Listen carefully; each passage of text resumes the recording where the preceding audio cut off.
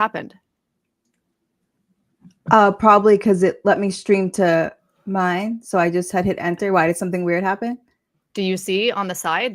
We're like twice vertical. Where are you streaming? That's so weird. Facebook and YouTube. Okay, it looks like we have a vertical. I'm gonna hide that vertical. That just got really weird. Again, first day of school vibes here. So you know what it is. We're new. By next year, we're going to be on. So our plan is to do this every Sunday at 9 a.m. Pacific, high noon Eastern. Get it? High noon, burning the stigma Eastern. Also, let us know what your time zone is so that we could even like call that out or whatever. I wanted to kick us off with a comment, if that's okay. That's fantastic. Okay. Do we think we're all set up in all the places, like all the live streams? I know I'm live on my Facebook. I'm going to turn down my volume here and then look on my Facebook page, and it does not show me. It says, yeah, I can't tell if that's me or us, but it shows me live. Okay, perfect. Okay, so I think we got the kinks worked out. Okay, so this is the comment that I got that actually I got it this morning and I read it and I screenshotted it right away because I was like, this is like epic. And then I replied to the person as well, but I wanted to read it here because I thought it would be a good place to kick us off. But of course, if you have any questions or anything that you want us to discuss or want people in the comments to discuss, like as a community, whether you're watching live or in the replay, please drop it in the comments. Let this be like a live hangout. Okay. This commenter says, I just want to say I've been watching your content on this and it's been such a boon to the recovery conversation. I never committed to AA, but I did attend for periods of time. And even that level of exposure was detrimental to me because its ideas follow you. Oof, that hit hard. They're designed to. They say A, that you're weak and bad. B, that they have a monopoly on truth. And so if you don't think you're weak and bad, that's a piece of evidence that you're weak and bad. The ideas are designed to be sticky, so they stick. The slogans, the propaganda. And so even after you leave and set out to find a way that works for you, you have to constantly waste mental energy convincing yourself you aren't weak and bad. Whew. My recovery was a process of trial and error, as is many people's, and I believe attending AA slowed the process down by creating baggage I had to lug around. There's a lot there. What comes up for you when I read that? You, the commenter, you, Tara Grace, burn the stigma. Anybody here? Well, it's just like how I always say, you never have to step foot into a room to be affected by the ideology, by all of it. And like that person said, they weren't even heavily involved, and listen to how many things as someone who was really involved can identify with is pretty crazy. It's just, yeah, the thing that always gets me is that sometimes I feel like when I talk about this stuff, it's just like, oh, just like, I feel like sometimes I make too much of it, but then it's like, I really don't though, because it's not just a meeting. It's not just a group. Like it's something that's held so many of us back and has harmed so many of us. But sometimes, like even now, years later, talking about it, still sometimes I'm like, do I overdo it? But listening to that, no, I definitely don't. Yeah, so we got a comment saying, what are you guys talking about? Great. Yeah, so for me, what this comment that I just read brought up that came through my YouTube this morning, I love the conversation in the comments, by the way, under any of the videos. I try to read them all. I don't always get notifications, but I just learned so much from everybody, and I'm sure you guys do as well, learn from each other, right?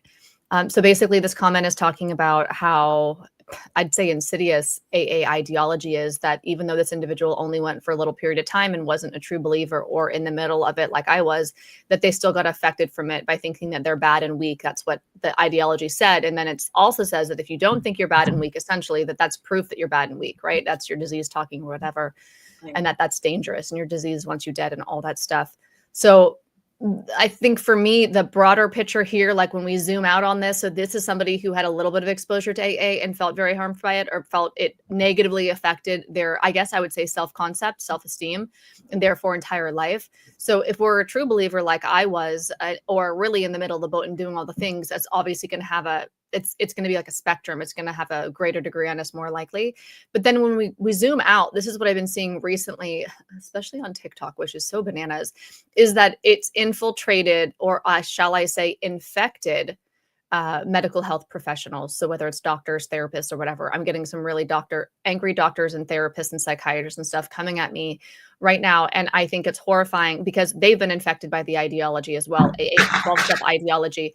And so to me, that's horrifying because I think that if you are a medical health professional or a doctor or like whatever, if you are recommending a program to go to, you really should be listening to dissenters. If you are literally trolling, like, you guys, why the fuck are doctors trolling me on TikTok? What? Are you okay? Like, are you okay? Shouldn't you, if you have a do no harm, like, oath that you take, be listening to people talking about harm in a group that you are recommending people go to? But that's the thing. That's why it's so sticky, like this person said in the comment. It's sticky because instead of seeing that somebody is talking about a harm in a system that you are actively promoting, you attack essentially ad hominem, right? We love the ad hominem vibes. You are attacking the person who's talking about the harm instead of acknowledging that there might be harm in the system and then being curious. Because I think a healthy perspective is, wow, I love this system. It saved my patients' lives or whatever. Let's look at the harm that a dissenter is talking about. Do I agree with that? Not saying that I'm right, but what do the people say? What do the ex-members who are leaving and healing and say it's harmful? What harm are they talking about? Can I see that? Do I agree with that? Discernment and critical thinking. But instead, it's like troll, shun, silence, shame. And it's just like, to me, that speaks to how pervasive the ideology is in society. Yeah, it's always terrifying when it's medical professionals because it's like, how many people have sat in that seat? How many people's family members have had conversations with that person who have been made to believe the whole, insert slogan, the whole, they just have to want it bad enough. They have to hit their bottom. They have to surrender, all of the things. And that's what terrifies me, is when it comes from the professionals, is you think of how many people have been negatively affected by this person's belief system. It's scary, dude. And they refuse to listen to the harm being presented.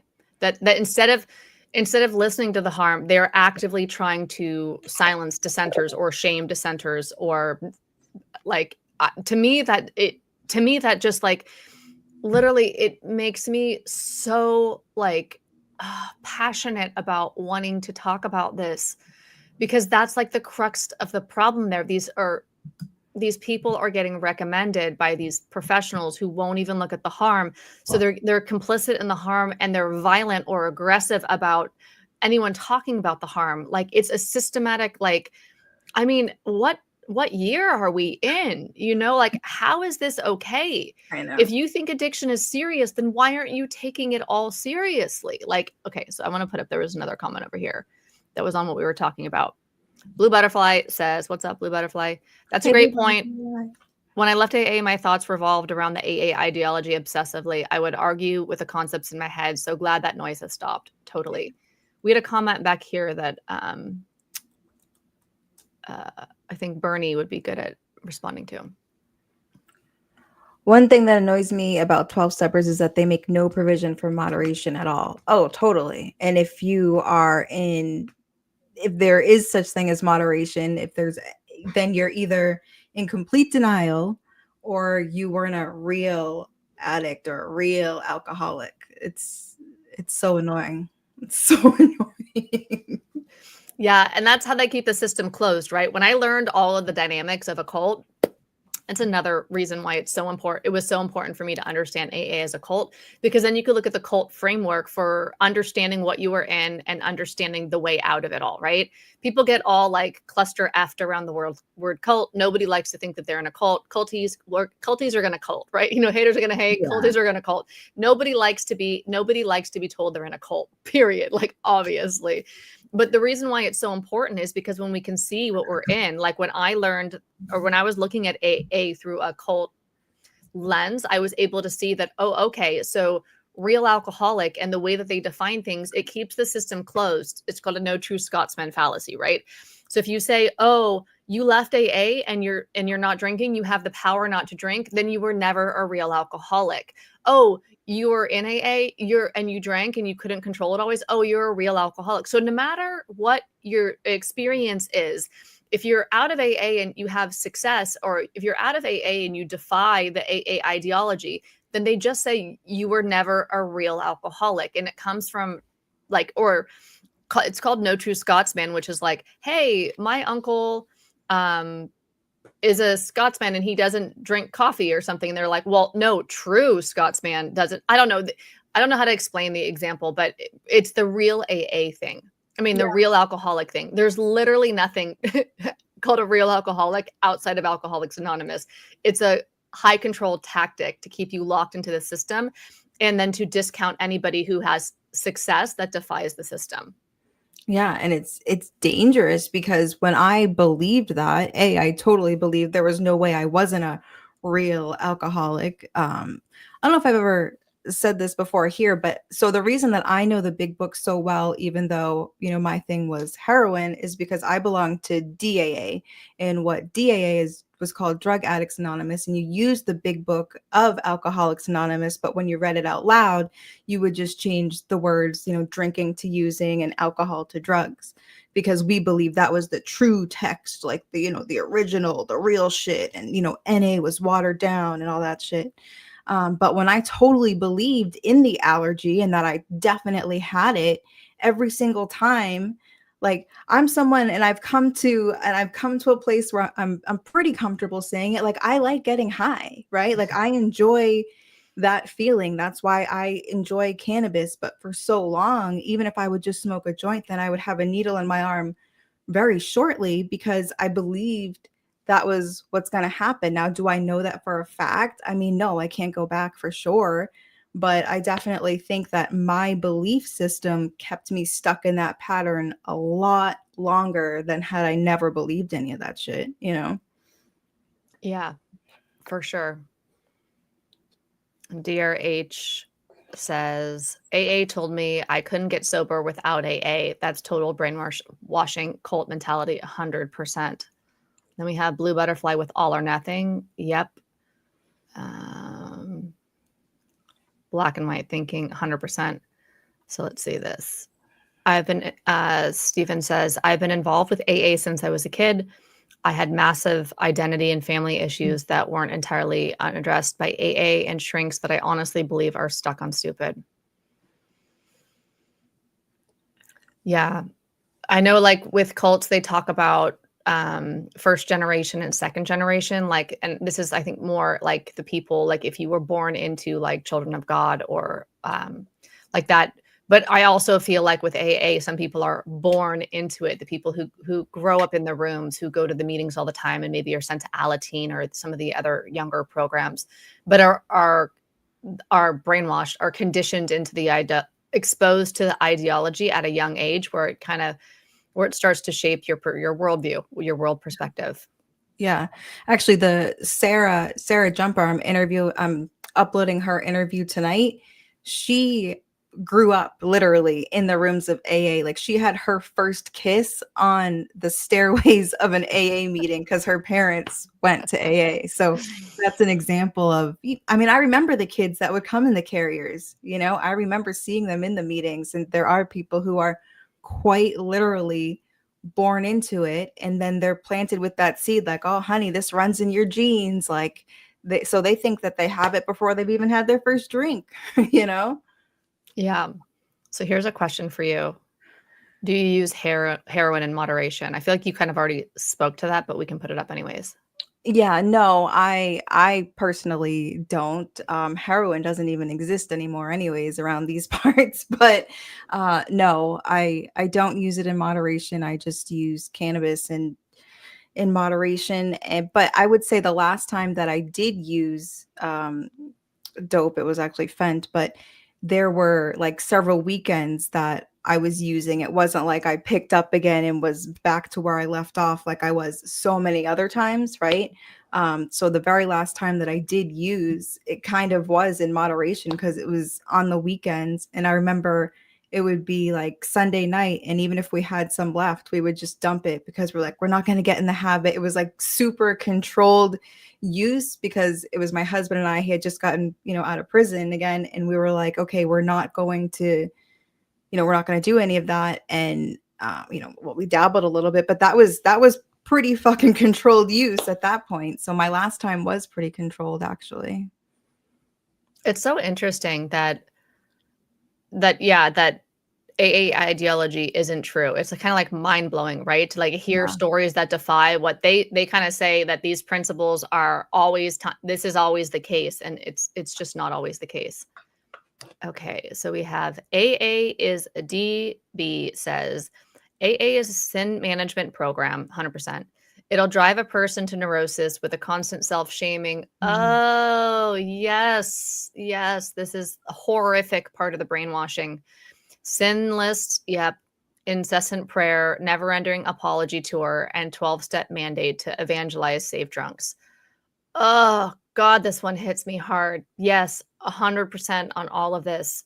It is brutal. And the constant self-shaming, like, that's part of the ideology. Like, I don't do moral inventories anymore. Yeah. I don't do forced confessionals. I don't believe in all that stuff. And so, yeah, it really is a lot. And they condition us just like Pavlov and the dogs and salivating, right? He rings the bell and gives the dog food. And then eventually he just rings the bell, no food, but the dog still salivates. I feel like our brains get conditioned in a Pavlovian way to constantly like shame ourselves, look for our part in being traumatized and all sorts of other stuff. Even the incessant prayer. I don't pray anymore. True confessions over here. Yeah. And it's taken me a long time to rewire the prayer thing, to stop in my thinking, going from please help me, please guide me, give me guidance, help me with this, that was a process that I actively, like, me as the observer, right? Like we think about like meditation, me as the observer, my brain just going there automatically because of the conditioning, and then like learning how to rest back and then like drop that thought or let that thought go and not continue to perpetuate those kinds of thoughts, and to actually be like, wait a minute, why don't I just make a decision right now? Do I need to journal for clarity? Do I need to research something for clarity? Like, I'm not waiting for divine guidance so that I can make a move in my life, to not be dependent upon this conception of a higher power, a doorknob of my understanding, or God, whatever, right? So it's taken me a while to unwire literally from the incessant prayer. I'm totally curious what you guys think in the comments. Okay.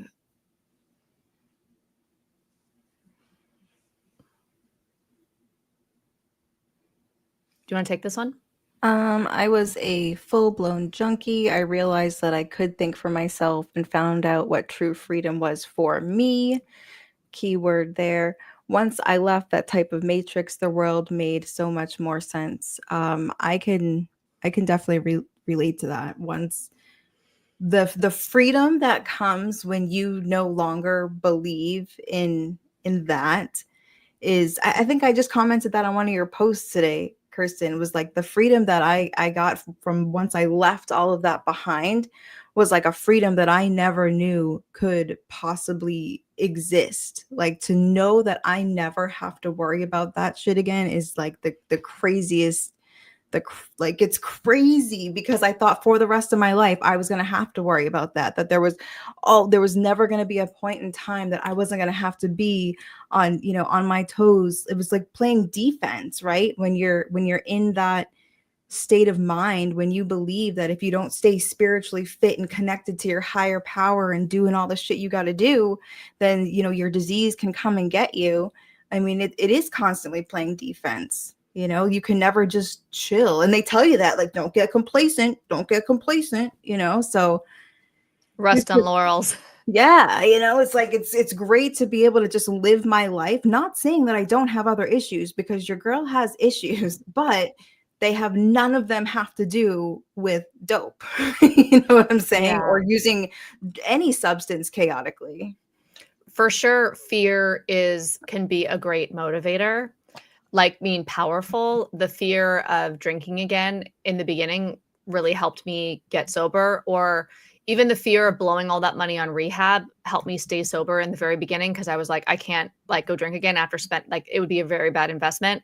So there was just a lot of fear. Like fear can really help. And so I don't say fear is bad, right? Like fear is okay. But at a certain point in time, the fear is not necessary. That's what I found. When we recover, it means we're recovering to like a normal state of mind and body, right? And Yeah. so for me, I really like Alan Carr's easy way method and rational recovery, where you get to a place. And I think Annie Grace, is that her name? Or am I getting confused with Tara Grace? I think it's Annie Grace. Also has This Naked Mind, and in all three of those, but for sure like in rational recovery and stuff, it's about coming to a place where you don't want to drink. So you're not afraid you're going to drink, you don't want to drink. Like I literally don't want to drink. Like when people troll me and say go try Yeah. having a drink, I'm like, I don't want to though. If I wanted to have a drink, I would use Sinclair method. I would try naltrexone. I've been clear about that. I literally don't want to drink. And that's how someone yesterday in the comments was like, how do you stay sober then? Like if you're not in AA, I'm like, by not drinking. Like I just don't want it. But I do it because I don't want it.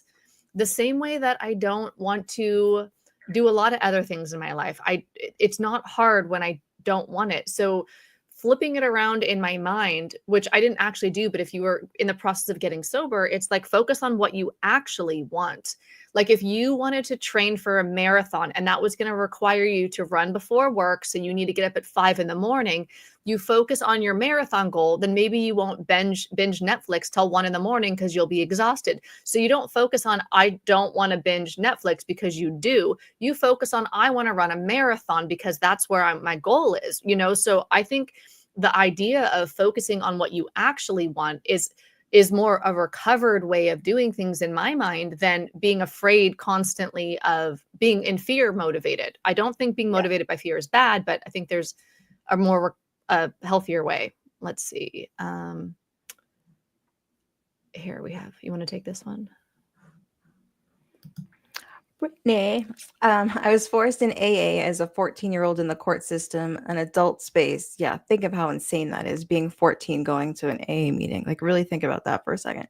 I was the only teenager member. My adult life was an identity crisis until I left. I'm 34 now and just discovering who I am and what I truly believe.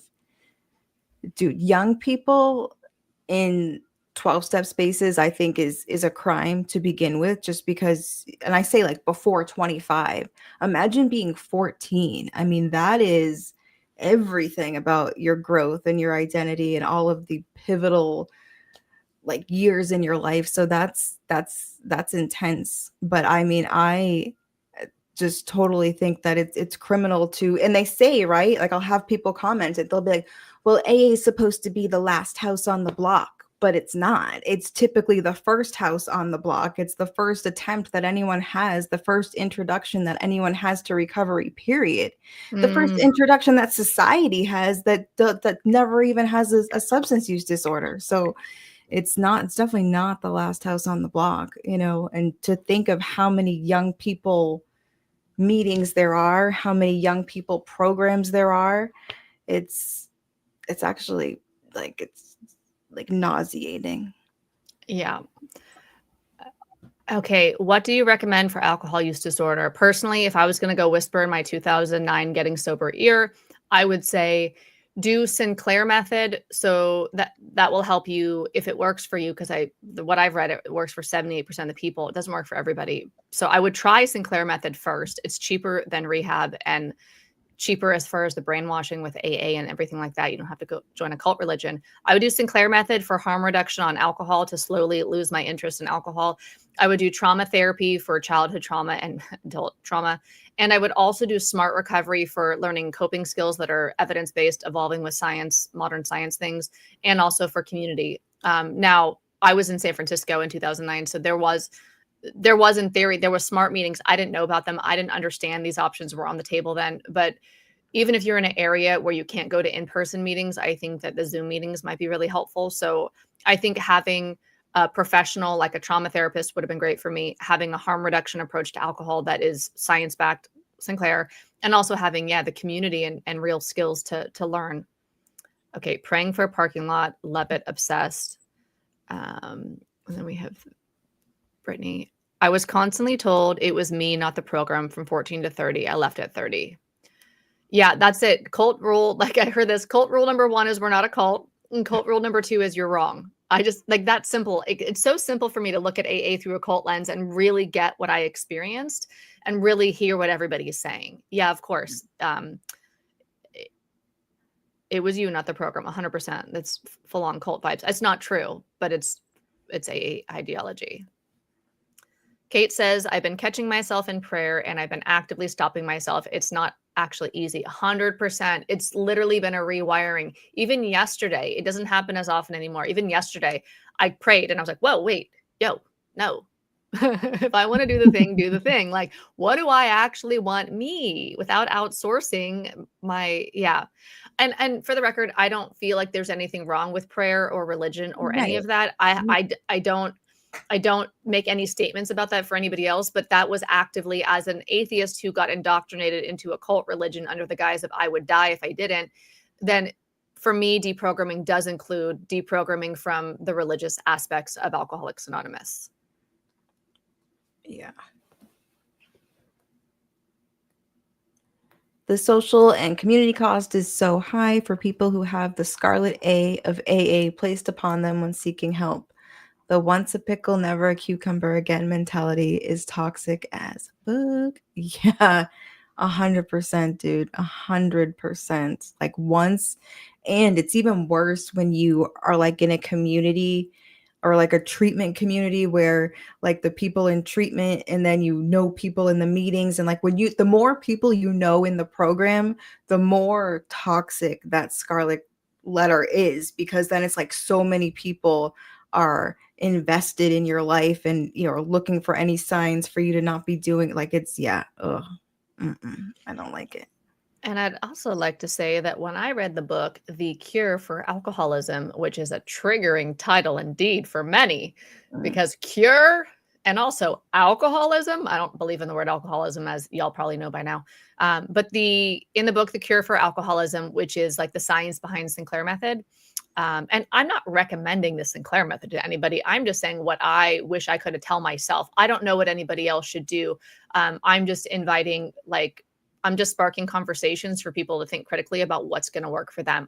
It's so individual. It is so individual. Yeah. But the once a pickle, never a cucumber again is actually baloney. The pickle is baloney. Can you believe it? The pickle is not a cucumber. The pickle is baloney. And here's why.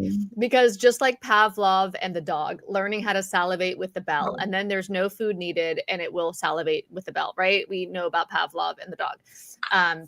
And if you don't know, now you know. So this pickle to a cucumber, but unlearning happens. So the learning that happened in the dog's brain is when the two things were associated together in the brain, the food and the bell. So then the dog salivates to the bell because they've been conditioned to that response. So we condition our brains learn about drinking and we get rewarded and all of that. I think of it like a road in our brain, like a neural pathway. And when you take naltrexone, what the research is showing this is not a Sinclair method advertisement, but it speaks to the pickle is baloney. You can unlearn that pathway in your brain actually gets unlearned, because when you take naltrexone, as far as I understand, it covers the opioid receptors, something like that. I'm not a doctor. I'm just kind of trying to remember what I know about this. And so because you're no longer getting your reward pathways like boosted and getting the endorphins and all of that when you drink under naltrexone for the people that it works for, you actually unlearn that association. Just like the more that you ring a bell for a dog and don't give it food, eventually it's going to unlearn that the bell means food because it's not being paired with it anymore. The food is not being paired with the bell. When alcohol is not being paired with the reward pathway going crazy in your brain with the endorphins and everything being released, you unlearn it. So the pickle is not the cucumber. So the pickle becomes a cucumber. I mean, the cucumber becomes a pickle, but the pickle is baloney because you can go back to the cucumber. You can unlearn that in your brain. And to me, that's why. And guys, I think we knew this in the 90s, if not even the 50s and the 60s. They were talking about some of the stuff like alcohol deprivation effect, which is the so-called disease in the parking lot doing push-ups. Like if you're very deprived of something, you're going to rebound. Like if you're really hungry, you're going to eat more when you have food. If you're really abstinent from alcohol, you're going to drink more the first couple of times to, well, on average, to make Right. up for that as a deprivation effect. Yeah. Okay, so Kate does not want to spiritually bypass emotions or circumstances. 100%. Yeah. Okay, and then you want to take this one from Jim?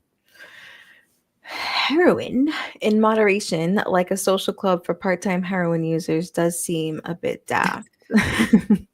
You know, for me personally, the idea of using like H or any of my, OCs, any of my drugs of choice, I know that I personally probably couldn't, but I do know that I know it sounds crazy to us because most of us don't experience people like this, right? But I do know that there are people who do use, I mean, obviously H really isn't a thing anymore, but that do use opiates like that, and on occasion, right? Like they don't do it all the time.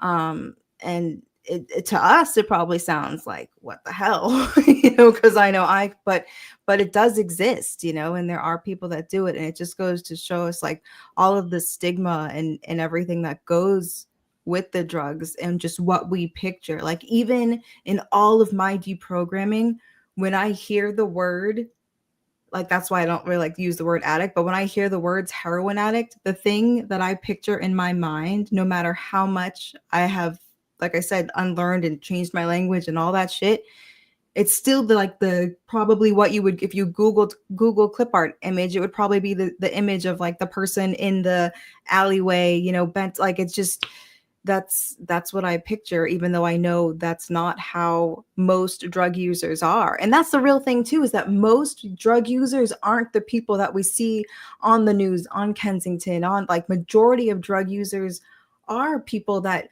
are employed, that have regular ass lives. We're just so used to thinking otherwise because the ones that we talk about the most are the most visible.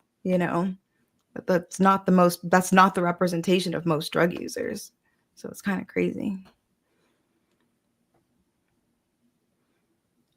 What do you recommend for staying clean in a conservative area in Florida? Limited people who are clean, not growing in NA, but feel stuck. I want to have community, and the peer support is very religious. So my personal, like my suggestion would just be perhaps you could find, I don't know what you do for your recovery, but sometimes I feel like the better support in our lives is not recovery related. Like maybe you could join some sort of, knitting, book club, whatever. Because for me, like the more I'm kind of in this, like I feel like I'm in a new shift right now in my deprogramming journey, because before, and I still believe this, like people should do whatever they want, but sometimes a lot of these other pathways too, I still feel like they co-sign like the disease model, forever sick, like forever Mhm. needing something type of vibe.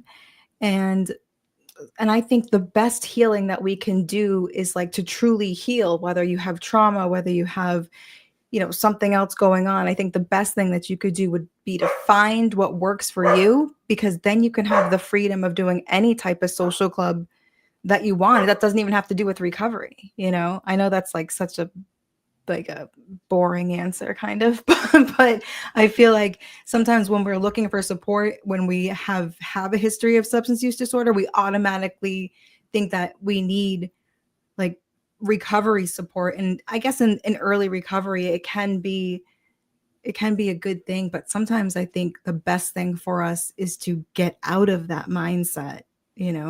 But that's just obviously just my opinion, and my experience was I needed to get away from recovery based things to really grow. Then we have R.R. Hurst says, "What are your thoughts on psilocybin?" My thoughts, personally, it scares the crap out of me because I found it to be incredibly powerful, and also I don't like being totally disoriented. I like reality. But as far as like healing and um like my specific experience is that before I was ever on the internet, meaning there were no rabbit holes I ever went down. Before I was ever on the internet, I ate what I now know is called a hero's dose of mushrooms. I just ate them all. Me and my friends, we ate them all, and it was a lot.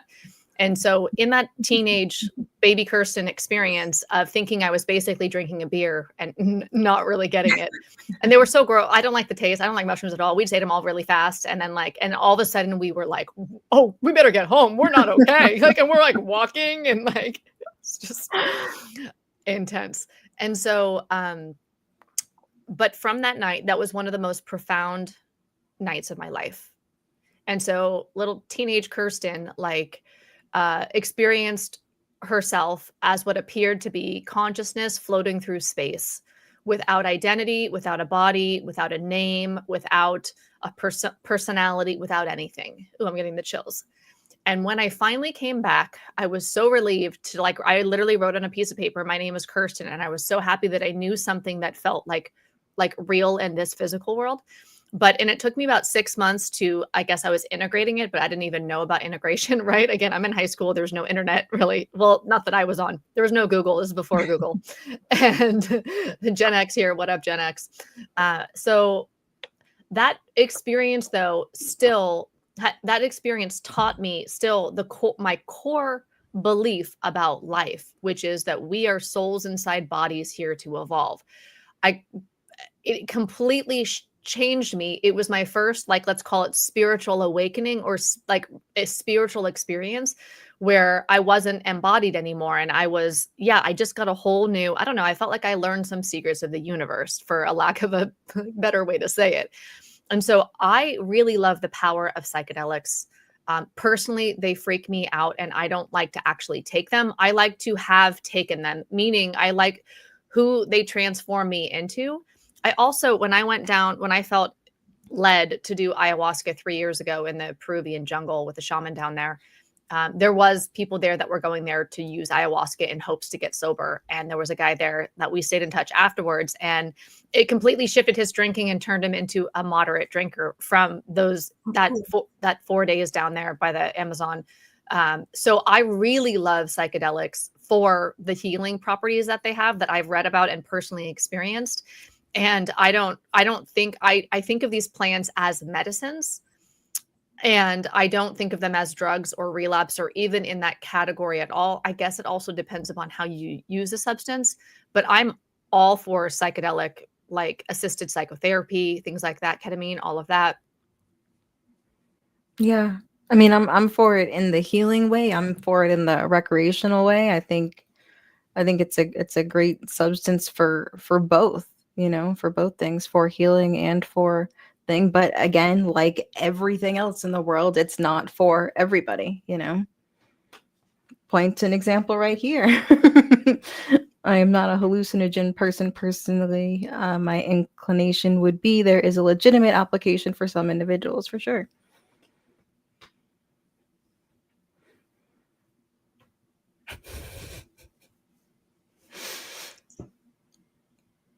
Do you want? I don't know. Jim says, I thought they made listening to Pink Floyd album Animals more interesting, taking magic mushrooms. Could be true. And then Lindsay says, yes, there's a group called Psychedelics in Recovery. Thank you for bringing that up. Yes, I cannot fathom doing heroic doses, but I lemon tech so I don't have to chew the fruiting body. Does that make a tea? Yeah, the times that I've had heroic, I don't know, the times that I've transcended reality completely and been disembodied, been conscious as existing in space, that kind of freaks me out, honestly. Like, I don't experience that as fun. I think some people really enjoy that. So for me, it's been 3 times that I've had that experience, and all 3 times have been profound. Once was that mushrooms when I was a teenager, and twice was 3 years ago in ayahuasca, where Mhm. I just had one time I literally was like floating, and this is just what I experienced. I'm not saying this is like reality, right? Where I was healing myself, my DNA with light, and I was controlling it, and I could see inside my body, and it was just this like it just felt so empowering. Some of the lessons, like the way that I've experienced psychedelics, especially ayahuasca, which is kind of next level, it was like I was as if I was in a video game learning about fear and love, but any of my thoughts were like shape shifting it in real time. And just to have such a visceral, like to me, it's frightening and also like such a school, like I mean, such a teacher, right? Yeah. So yeah, I honestly am in the camp of there's things that you can learn in hero doses that you can't learn anywhere else. Just like there's probably things you can learn in any specific modality that you can't learn anywhere else. I definitely don't recommend them to people, but I do think it's nice to trust ourselves. Yes, yes. So Kingsman says be careful with it, 100%. I think we lost a bunch of comments back here. Let's see. Scroll back up. You want to take this one? Tangent. Sorry, my voice. Would love to learn more about working with my ADHD rather than fighting myself and getting frustrated with my procrastination and all or nothing approach. Appreciate you both so much. ADHDers in the house. What's up? What's up, party people? Yeah, I mean, I'm still I'm still lost in that. I offer nothing because I have no clue. I'm still stuck there too. So when I looked at the research, depending upon where I looked, there was different data saying different things, right? But it seemed to be that studies tended to show that if you have ADHD, you're 6 times more likely to have alcohol use disorder or substance use disorder. So, and then if you have alcohol use disorder, you're like like if you just look at the people who have alcohol use disorder, we're like many times more likely to have ADHD. The Venn diagram is overlapping. The Venn is venning. I don't know how to say. Where's my camera? So ADHD, alcohol, it's like a huge, not completely. And I think that's the reason why AA clicks so deeply for me, because I think a lot of people now, the way that I look at it, and I'm not right, but this is what makes sense to me. So the way that I look at it now is that AA culture was speaking to my ADHD predominantly, but also autism. And so I was identifying with these people who have ADHD, who was talking about us against them, normies, alcoholics, fundamentally different, like didn't have the rule book for life, all these things that were like cliches or said that I related to in AA. I'm like, I think all y'all are like ADHD and some of you are also autistic. And we just thought it was all alcoholism, right? And so for me, having said that, and the reason why I say that is because Alcoholics Anonymous was a self-medication for me. Alcohol was a medication for me. Alcoholics Anonymous was a medication for me. The daily reprieve was a real effect. It wasn't because I needed to maintain my spiritual condition. It wasn't because I have a spiritual malady that needs Bill's steps to God in order to solve, obviously. But I feel like it was medicating my ADHD. Here's what I mean. Every time I go to a meeting, I'm having a biochemical experience. Every time I'm engaging in Alcoholics Anonymous, I'm having a biochemical experience. I'm having a biochemical experience right now with the comments and with Burnie. And so I'm feeling connected by hearing people's shares. I'm feeling the adrenaline rush of me about to speak, and then the fear when I start to speak, and then the relief as I'm speaking, and then the feelings of having spoken, and then people looking at me and nodding, or people saying, I really got a lot out of your share, or me seeing a newcomer, then going and approaching them. So I'm getting oxytocin from the connection, serotonin, dopamine. I'm getting all of the feel-good feels being released throughout my engagement inside Alcoholics Anonymous. And because I'm going every day, and if I'm not going to a meeting every day, which a lot of days I did, I'm actually on the phone with a sponsee, or meeting up with a sponsee, or meeting up with a newcomer. I'm like literally free laboring like crazy for the cult. And so that was giving me this daily reprieve, was giving me dopamine. And what I understand about my brain with ADHD, and also having done like genetic testings and other things, and can see that like there's a huge overlap between what's I've heard called a dopamine deficit in people who are diagnosed ADHD and people who find themselves with alcohol use disorder. And so I feel like AA was medicating my ADHD. And without it, I was like, I had to figure out how to regulate myself. How can I get myself to stay committed, to stay focused, to get the things done, to stay organized and all of that without my daily reprieve or getting my daily reprieve on? Not that I was always doing all those things inside AA, but for me, I found the number one solution for me is to do purpose work, because I get dopamine from purpose. I want to get my dopamine, understanding that I likely, because I hold everything loosely about dysfunctions in my brain or me, because I likely have a dopamine deficiency, I need to nourish myself with activities that are going to give me what I need. I need to get my dopamine needs met. And I want to do it in a positive, life affirming way, not in a destructive way that's going to end me up in a rehab or in a cult religion, right? So I choose purpose as the path for me. And that doesn't have to be dissenting on the internet, which is my current purpose, obviously. It could be gardening, it could be parenting, it could be anything, but it's an activity or something that you do that is going to generate that positive dopamine for you. Obviously, it's not scrolling TikTok. Obviously, it's, so maybe it is. But yeah, so that's kind of what my off the top of my head thoughts about ADHD. Let's see. Is there one that you want me to pull up?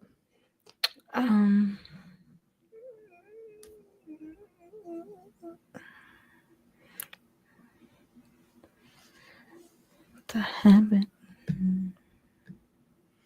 Lindsay says, I love the way you're breaking it down, like describing the habit loop. Yeah.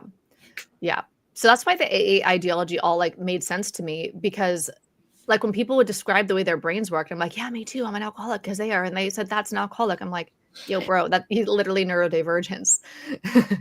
Different brain. Different brain, yes, but not because this alcoholism. Like, I was an alcoholic before I even drank. Like, what? What? In what world? Okay, we got anyone that uses the word normie is definitely in a cult. Yeah. ADHD is associated with impulse control, 100%. Yeah. Let's see.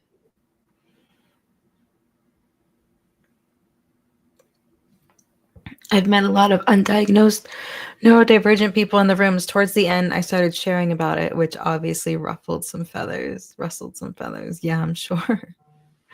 Yeah, there's definitely, and like, I know for me, I've always said how when I first heard like the doctor's opinion explained and all of that stuff, that's what got me so hooked into the program, because I was like, finally a reason to explain why I'm so wacky, like why I'm such a wackadoodle, why I am so impulsive. Like one day I'm like, yes, reading out of my big book. And then the next day I'm just literally leaving the sober house with like no thought about it and going and getting high. Like, what the hell was that? Oh, that's my disease, right?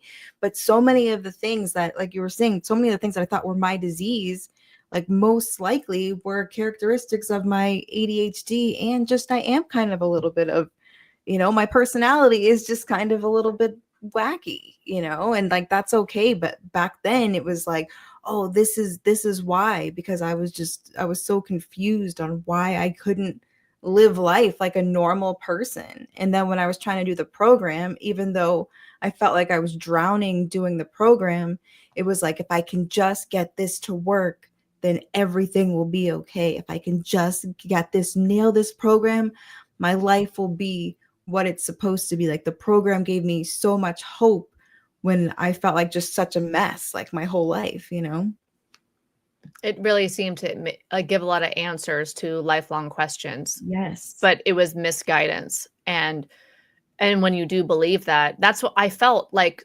I so locked into the ideology because somebody stood up at 90 days when I was 90 days sober and shared my story, right? He was like nothing like me on the outside, but he talked about his thoughts and his feelings, and he called it all alcoholism. I honestly today think this guy was autistic and ADHD and didn't know it, but he called it all alcoholism. I'm like, well, I literally thought, well, if all of that, I've never heard anybody describe me so well before in my entire life. And if that is what alcoholism is, I am an alcoholic, because I identified with his story. So there's a bunch of people in there who are misguided and misguiding others, and then it's a clusterfuck that you get locked into for the rest of your life.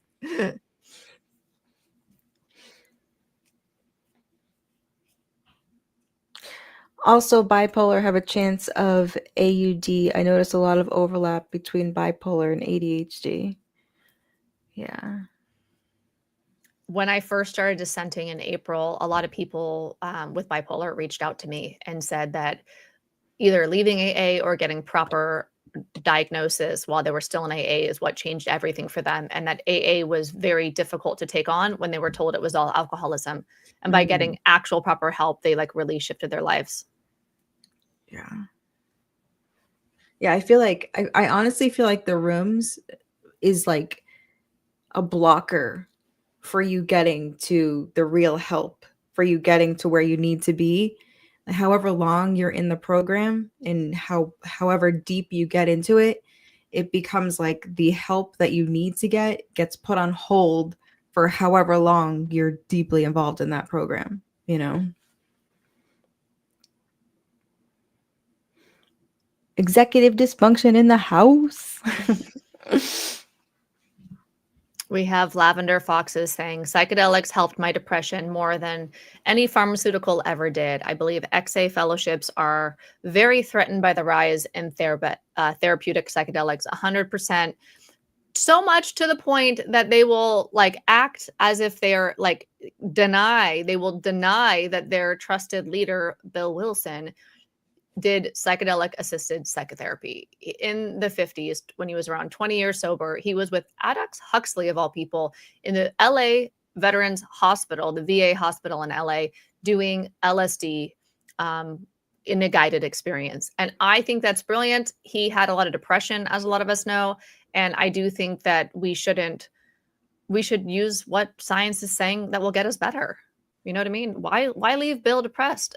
And then why deny it? Why act like psychedelics are a problem when your trusted, like essentially cult leader actually was doing them? And I think that was great I think he was legendary in doing them. I think that was really brave of him to be the leader of this abstinent purity movement, but still be struggling so much in his mental health that he went and tried something that might have been against the cause, but it was actually for his like life. I think that that's great. I think that takes courage, probably. Maybe I'm misunderstanding how it all went down, but Right. Again, it's not for everyone. I'm just going to put this one back up. It's be careful with it. 100%. To me, it's like, yeah, I would not recommend it to anybody. Okay, Kate says, you explained the biochemical experience in meetings perfectly. I thought a lot about all of this. I spent 5 years being silent, being anonymous, feeling that I needed to stay quiet for the newcomers. And I like researched, rabbit holed the fuck out of everything. And I wanted to be like, well, I kind of did get a daily reprieve. So what the fuck was that then? Because obviously it's not true. So what was I experiencing? And I went down the rabbit hole of all the biochemical things and what was happening. And I wrote it all out. And I just got really clear on all of it because I really wanted to understand what was happening. So I went into the science and learned about it.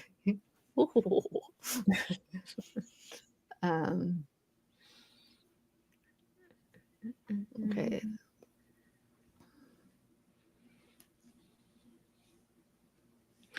More people actually stop drinking excessively without treatment, but if you're forced by law or authority, how do you resist indoctrination into helplessness? Yeah, exactly. So many people, like young people, people that are forced by, getting when they get locked up, parents with CPS, like there's so many people who that ends up being how they have to either get their freedom back, their kids back, whatever.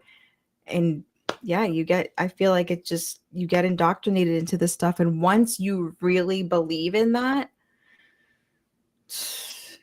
it takes a while. I think sometimes, if ever, some people never get out of it. Some people think that there's something wrong with us, right? Like some people think that we're the dangerous ones and we're the sick and suffering and we're the ones that have issues. So I'm not saying that everyone in AA has issues, but I'm saying, that program, when you are that invested, when you believe it with your whole soul, I'm sorry, even if it is a positive for you, I mean, my opinion, but it's still a negative, because how is thinking you only have a daily reprieve, and how is thinking that at any point in time, no matter how far away you are from your past, that it could come and get you at any time? How is that a healthy way of living, no matter how happy, joyous, and free you think you are? Like, I don't know. Maybe there's something wrong with me, but I don't think that's freedom at all. I don't think that's healthy.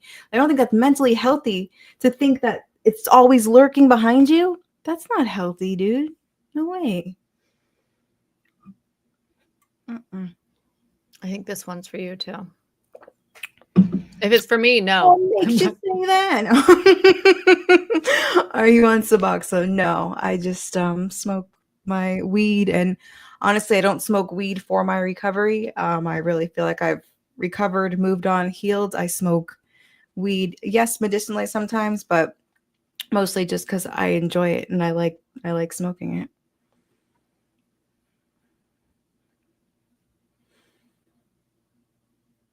I saw the sponsor shouting at his sponsees to stop swearing, and he had Tourette's, and it just made the guy worse. Oof. Meetings triggered mania for me. I could definitely see how. Kings Mason says, Kirsten, I'm so happy that you've taken this on. Let all the dreamers wake the nations. Come on, New Jerusalem. AA is particularly crappy to ASD individuals. Ugh.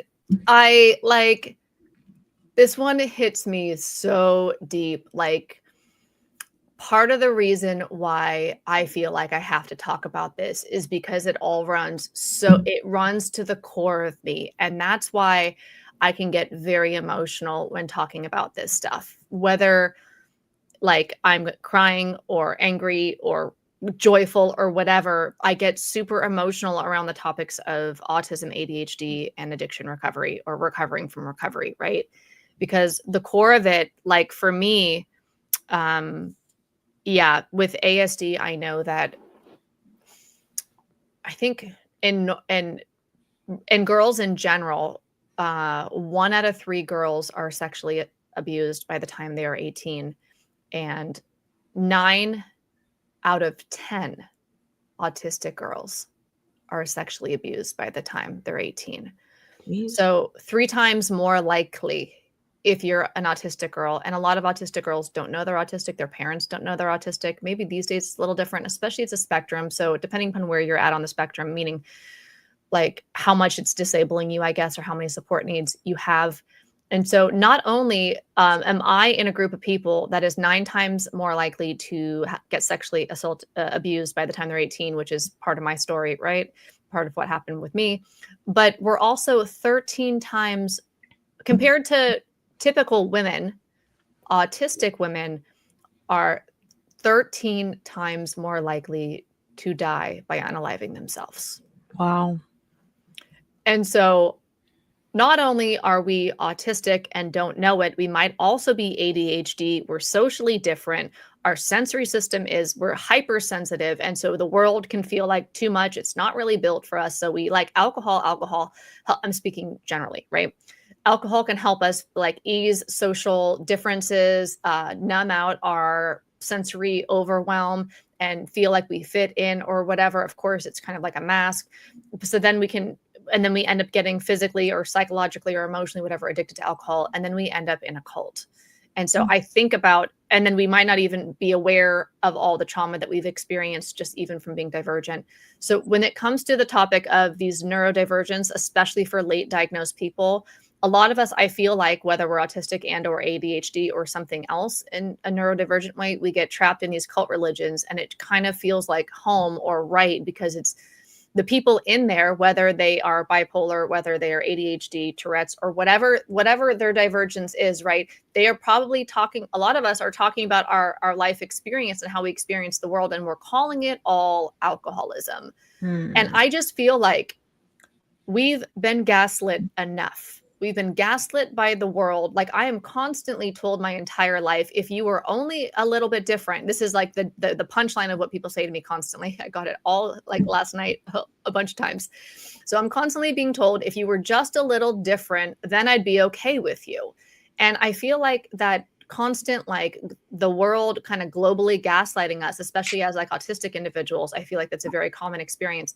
Then we go to AA and this self-gaslighting is like further indoctrinated into us. And then but we're told it's all alcoholism. So we'll never find out that we're just hypersensitive. It's not a character defect. It's a nervous system thing, And so I feel very passionate about sparking conversations about neurodivergence and alcohol addiction or any addiction and recovery and leaving recovery and being clear on how to best support yourself. Because I was like literally like banging my head against a wall in these 12-step meetings, praying away my sponsors, like, your sensitivity is a character defect. We didn't call it monotropic thinking because I didn't know that term, but basically my monotropic thinking, AA might call it obsession or hyper focus or whatever they want to call it. But I'm praying when I look back at some of the step work I was doing as an undiagnosed autistic and ADHD individual, it would be as ridiculous as praying away my bones, praying away my blood, praying away like my eye color or something that's pretty stable about me that's not going to go away. And that was a lot of what my character defects were. And people will say, that's not a character defect. A character defect is like fear or dishonesty. I'm like, okay, well, why don't you talk to my sponsor? Because that's not what I was doing.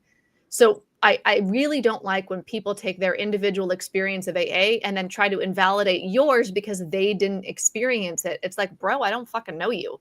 So it's like this weird gaslighty, like thing where, like, if I'm in AA and I didn't experience that, so then you couldn't have experienced that either. And it's like, I don't know, maybe people have different perspectives, experiences, and worldviews, But yeah, so the AA is particularly crappy to ASD individuals, 100%. I want to make a whole playlist on this. I want to talk about all these things. I have so many thoughts here, and I've researched the crap out of this. Very passionate about it. I totally agree.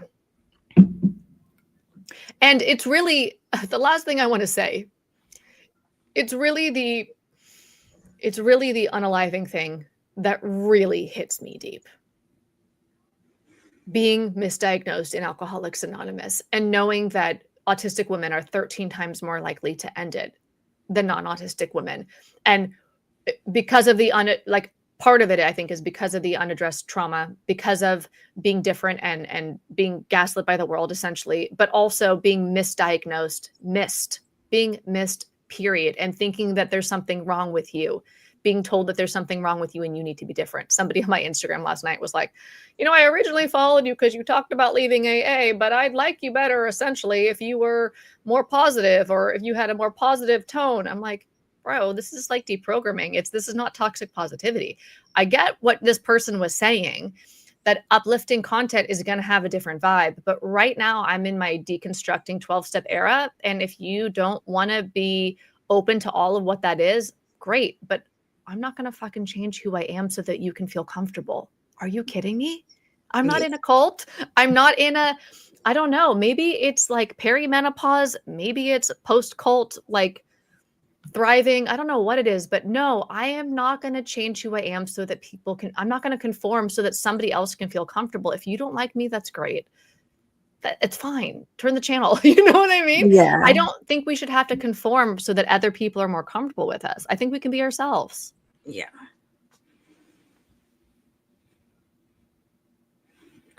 I was diagnosed bipolar twice. I'm like 100% sure I was misdiagnosed. I know I have ADHD and I'm pretty suspect of AUDHD, but diagnosis ADHD, autistic and ADHD. Yeah. But diagnosis is expensive even with insurance. Yeah. When I was in an emergency psych stay, I was misdiagnosed with like BPD or something. And it's like, how can you, like, think about it. I'm detoxing off of dope. Like, I'm in another state. Everything that I own is out of a duffel bag at that point in my life. Like, it's insane sometimes what, like, they're just ready to I think sometimes, like, when you're just in these mental institutions, they're just ready to slap a label on you and, like, move you on to get you to the next part of care, which typically isn't much if you don't have good insurance, you know? I agree, Tara. I didn't get any healing until I left AA for 37 years with the professional non-12 stepper. Yeah, because why are you going to get help if you think that you just need to surrender more, or you just need to do more service work, or you just need to write more step work? That's what you think your issues are, right? It's all about you not doing enough. So you're not going to seek outside help. And depending what type of program that you're in, because we know everybody's experience in the rooms can be different. A lot of times, I know the groups I was in, it was discouraged. It was like, oh, what are you, med seeking? You're trying to get on some pills, trying to go, like, it's like, yep, that's what I'm doing. Slippery slope. Yeah, it's like, what the fuck? Excuse me. This bang's making me a little burpy. Kate says, I was getting the help I needed for bipolar, but was told I wasn't bipolar and it was all alcoholism. Also told to get off my meds. Totally. It's ridiculous and should be criminal. And then we have bipolar, autism, borderline, et cetera, are all schizoaffective states with elements of disassociation as an onset symptomology. The primary difference is the conditions are more about causation. Let's see.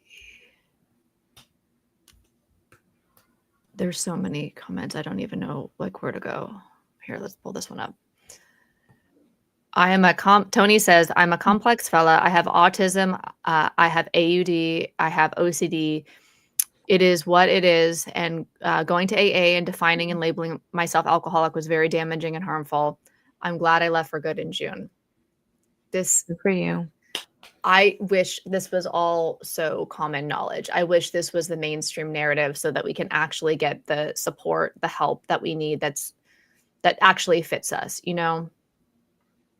Thank you, Blue Butterfly. Blue Butterfly says, Kirsten, you are perfect just as you are, in my opinion. And the bottom line is we are how we are, right? And so I could conform. Like someone said the other day, like, I would like your videos more if you didn't swear. I could share them. And I'm like, yeah, okay, I get that. But I get other people say, I like your videos because you swear. So I can't change who I used to be in the game of I'm going to be who you need me to be so that I can get your love. And I could show you, it's called people pleasing. It's called autistic masking, whatever you want to call it, is conforming inside of an ideology, right? Being a group thinker.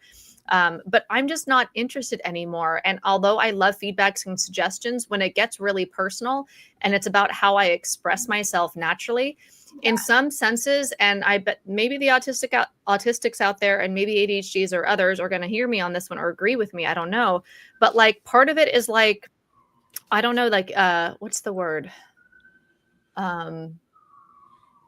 Ableist. Part of it's ableism.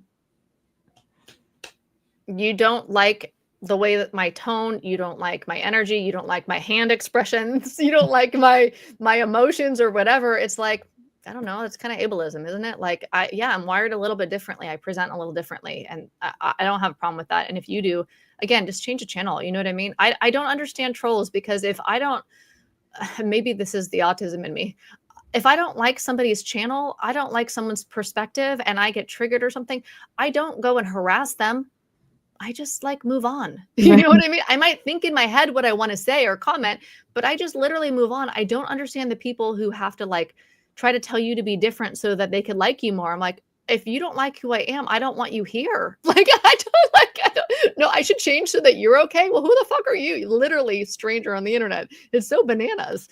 But I think that we all deal with this. And I think that this also speaks to like the self-abandonment that's drilled into us as part of the AA indoctrination.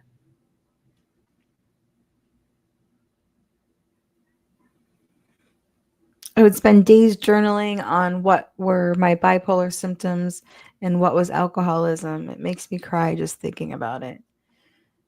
I know, so many spinning of the wheels that like didn't need to be spun, just trying to like make this shit work. People do not have alcoholism. The idea of alcoholism has people. It sure does. Had me. Those rooms are reminiscent of my past narcissistic relationship. Yeah, I can see why. Jim says that knitting cult lady is brilliant, especially knitting so fast and breaking down cults. Refreshing to watch her. Yeah, she really helped me understand that AA is a cult for sure. Knitting cult lady has Yeah, on knitting cult lady. If you go to knitting cult lady YouTube, she has a playlist that's called something like AA is a cult. she has it on TikTok too. Okay. You're fine. Don't worry about them. They just used to usual crap they see on YouTube. Yeah, totally. Monica, yes, good for you for saying that. No, we get criticized. No, we get to criticize AA for as long as we need and want. Yes, 100%. I don't owe my anonymity, my silence, my story, my truth to cult religion or a high control system that I used to be in that actually harmed me through their ideology. And no, it wasn't a bad experience. I loved AA when I was in it, which I know I'm a bit of an outlier here on that, but I also love that about my story is that I genuinely loved it and it worked for me, meaning I haven't had a drink since I went to AA. Not that that fucking matters, but like nobody can throw a stone at me and saying, you're mad because it didn't work for you or you had a bad experience. I'm like, not really. Not at all. No, I just realized that it's harmful. And the moment that I saw that it was harmful, just like Santa, we all know my story, right? But like the moment that I saw that it wasn't true, I realized I could never, ever go back in a room of Alcoholics Anonymous and say a word. Because if I went back into AA and I talked about the ideology at all, I would know that I was harming people, that I was consciously harming people. So immediately I knew that if I ever went to a meeting again, I could not talk about the ideology at all because I'd be indoctrinating people. I'd be brainwashing them into a harmful like thought reform and I could never do it.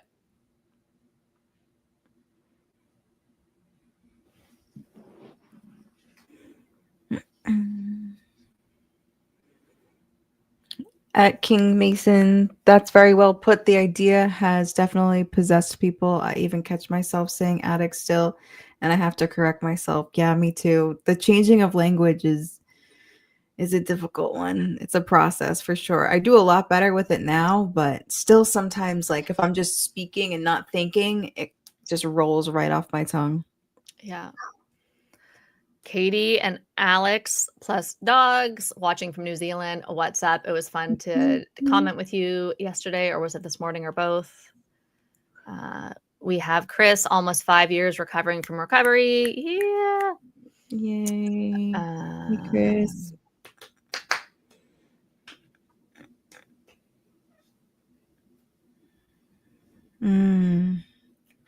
Only persons have agency, and alcoholic is an adjective, not a noun. I like that. And then we have, I also like your videos because you swear. Fucking shit, motherfucker. Lol, you definitely don't overdo it. You only do it for emphasis. It would be one thing if you swore every other word. Like it's such a small thing. Who cares? Totally. And you know what? I just like, I grew up in a household where there was a lot of swearing. It literally is just, I could probably change that pattern, right? Like I'm actively trying to change the pattern of prayer and other AA ideology. If I wanted to rewire my brain so that I don't swear, I know that I could do that, but that's not my desire. I don't have a problem with it. Yeah. It's kind of part of how I express myself. There is a part of me that's edgy and different and like, and sometimes it is the appropriate word, especially if there's like a passion or an emotion behind it. It's also funny, especially like when whoever, if it was you, let me know. Long lost commenter, I don't remember who it was. I wish I could credit the source, but somebody left a comment on my YouTube months ago that said Bill shit instead of bull shit. And I just died. And now one of my favorite words is bullshittery. And like, it's so funny, but it's also true. And it's a way to kind of make light of that we were essentially conned from Bill's ideas, those of us who believe them as true, and then therefore it disabled our thinking in our lives or whatever. And so I just feel like bringing some humor in and bringing, I don't know, just letting it rip. Whoever we are is fine. Like, and just being ourselves, and we're not for everybody, and that's fine.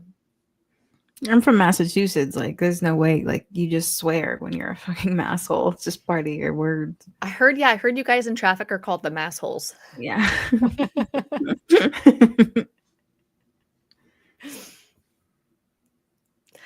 Jim says, to be honest, he's talking about me. I think you're totally nuts, but in a healthy way, especially when you get passionate and emotional and swearing is in the context. Yeah. I'm specifically talking about things that I'm very passionate about. So my emotions are going to be very close to the surface in some of the ways. And I think it's appropriate in light of what we're talking about. We're literally talking about cult recovery.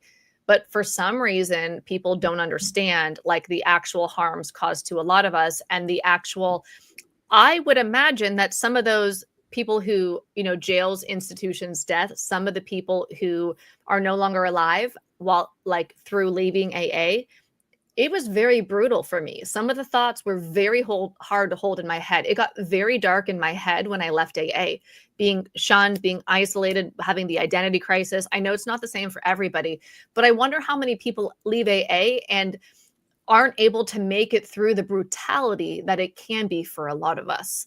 And so yeah, I do feel very passionate about it. I do. I think it's a very serious topic at times, and for sure. That's why I'm here. Yeah, I'm and gonna keep coming back. Thanks. And enough people don't take it serious because of the, AA saved millions, AA, all the positive shit that goes with it. So people don't, for most people, they think, well, just don't go if you don't like it. And it's like, there's so much more there, pal. Last comment read by Kirsten really touched me. Hey, Rick, what's up? AA taught me to carry all my baggage, real or not. This point, emotional. Yes.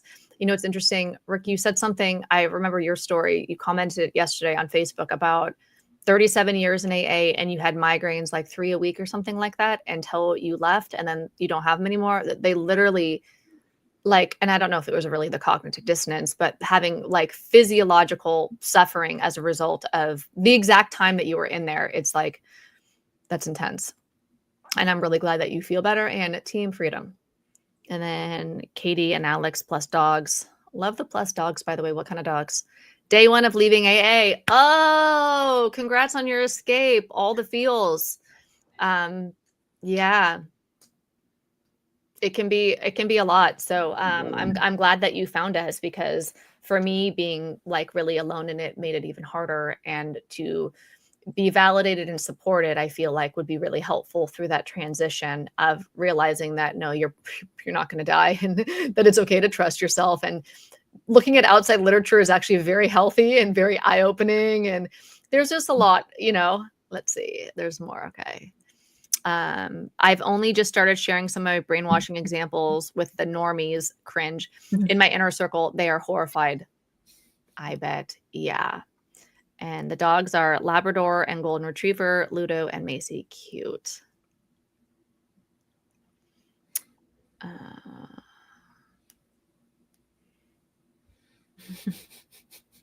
How do we start a class action lawsuit for pain and suffering? Laughing my ass off.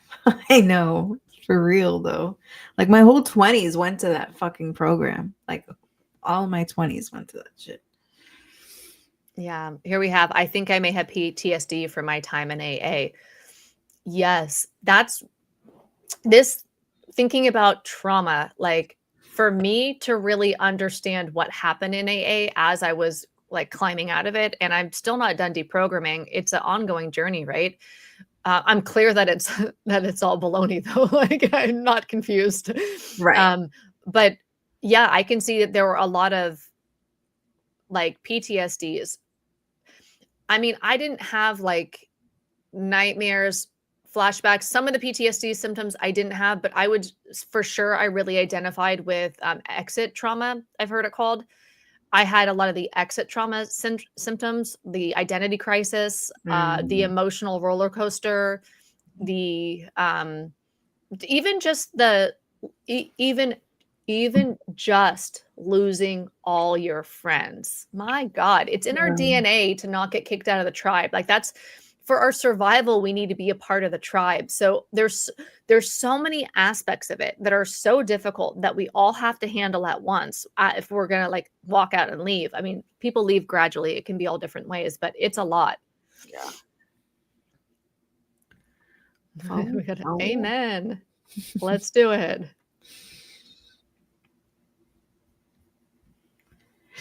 I know that I'm allowed to have friendships where I don't agree with people, but I don't really want to be friends with my friends who are still in it. I think it becomes hard too. Like it's if especially if they depending how they are, if they're like, saving you a seat, so to speak, and acting like there's something wrong with you. I'm like, it can be obnoxious. Like, get it. I heard somebody said like yesterday in the comments to me, I'm saving you a seat. See you in a couple years. And then I I was hate just that. thinking, like, literally, that sounds as appealing to me as if I climbed through the jungles at Jonestown, survived the cult, and then a member says to me, I saved you a cup of Kool-Aid. It's like, not today. Like, what do you mean? I'm good. I am no longer going to drink the poison of Alcoholics Anonymous, period. No, no thanks.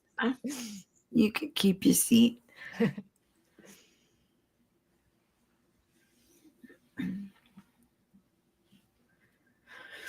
My old friend who's still in AA, she has severe mental health problems. Her first sponsor told her to get off her meds. She wasn't sober and hadn't even accepted she was alcoholic. We no longer talk.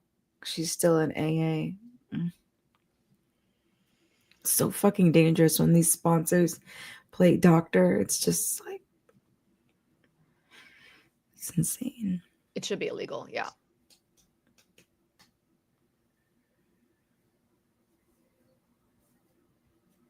AA makes us depend on them for everything, and everyone outside is the enemy. Cult mentality once again, for sure.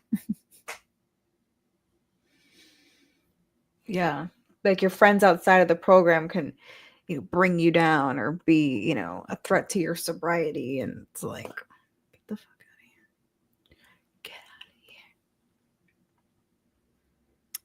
Katie and Alex plus dog says, we are literally told we will die if we don't stay in the middle of the herd. Yes. And this is what is so weird to me.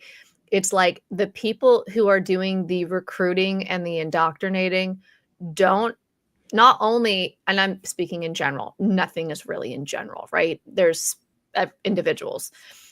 But the comments that I get are people who are not only unaware that recruiting even happens or that indoctrinating even happens, they also are not seeing clearly what the indoctrination is as they're like trolling at me. So, and I'm not a victim in that. I'm putting myself out there, so I expect it, right? I'm inviting it in a way, right? If you speak about a cult, you're going to get culted. That's just, Yeah. it is what it is. But this, like a lot of people have been saying recently to me, AA never says you'll die if you leave. And I'm like, Bueller? Bueller? Buell? Motherfucking her. Like, what do you mean? I was told that all the time. And they'll be like, well, what city were you in? What country you were in? I'm like, bitch, I was global. Like, this is everywhere. Like, what do you mean? They always try to call it out. Like, and like my story is so like in a way where I'm like, but that's not even true for my own story. Most of my AA life wasn't even in America, even though I'm American. It was overseas. I was like in different places. Like, so you can't say it was my city or my country or my town. I'm like, bro, I was like pulling geographics in AA. Not really. I was traveling. But yeah, they pretty much everywhere I went, I heard that I heard essentially said in different ways, but if you don't do AA, you're going to drink. And if you drink, you are going to end up in a jail or an institution or dead. So what it essentially, the root of that, the boiled down bottom line was, you're dead without AA. If you leave AA, you're dead. And you might even be dead in AA unless you can be rigorously honest, right? You might be incapable of being honest with yourself. All that. I don't even like saying that. I mean, one of the slogans is like work the steps or die. So, I mean, it's pretty out there. Yeah, community is important. Lavender Foxes says the loneliness when leaving is confirmation to me that it was all phony baloney, so much baloney. It is like a baloney central. Phony baloney, shallow support. Once the group couldn't squeeze me for my resources, I was left alone. I have real connections now. Really glad to hear you have real connections now. And this is a real experience for a lot of us.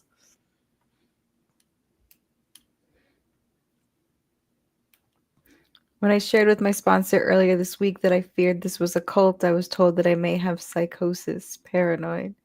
You're brave for sharing that to your sponsor, but yeah, I mean, of course they're gonna say that. They can't. I This mean, they fully believe in it. They fully believe in it. So anything that anyone says outside of it is, you know, not not legitimate. And especially if they're on a pedestal, if they think, if you're a sponsee relationship, well, they already have this sort of, whether they, in most cases, they kind of like not look down on you, but have kind of, like, oh, I know better than you. So you poor child, like, you're paranoid. This is not a cult. This is saving your life, sweetheart type of vibe. I can like hear it. Yeah, and I also want to say it is disgusting to essentially call somebody insane. That's like what the dogma is, right? If you leave AA thinking or AA system, leave the group, you are going to you're going to go to jails, institutions, or death. So one of them is you're going to go insane, right? And it's a cult tactic. A lot of cults say that you will go insane if you leave the cult, or you will die if you leave the cult. This is very, very common in cults. So that's why I also think that whether people get triggered on the cult word or not, and whatever you think about is AA a cult or not, really looking at the cult models for me has been so liberating to know that, oh, cults in general use this threat of you are insane if you go against the group. So here it is in action.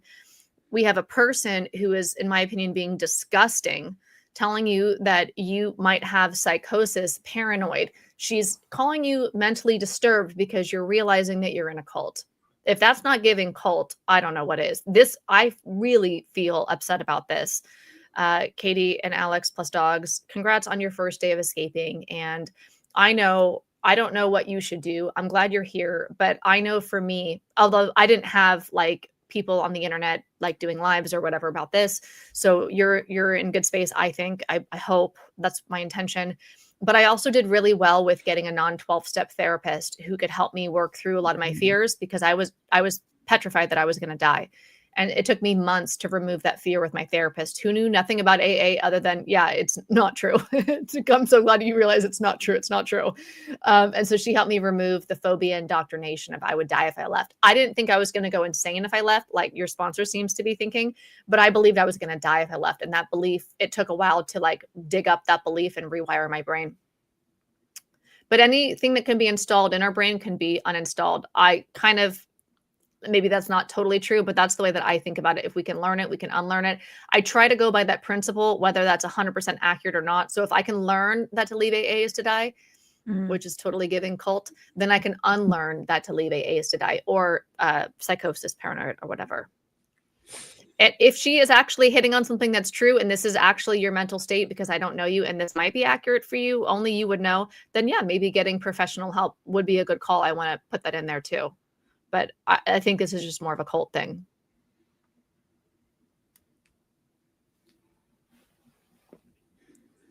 My friends who are in it are lovely people, but I just don't feel like I can go with them with my issues. They are still steeped in the ideologies. Yeah, it's hard when people's answers to most things are pray about it or get outside of yourself and do some service work.